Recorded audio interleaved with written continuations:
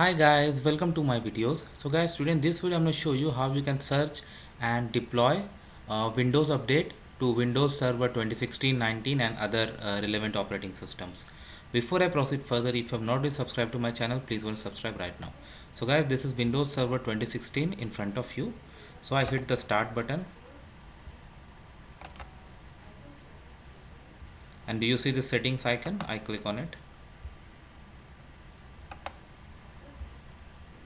So here you are going to find a lot of options. If you scroll down, so you have like Windows Update option.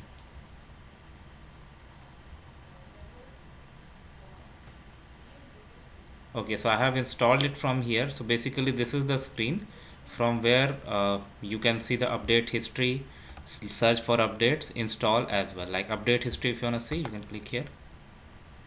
See, some updates have been installed today, some were yesterday, few failed, but now today they have been successful.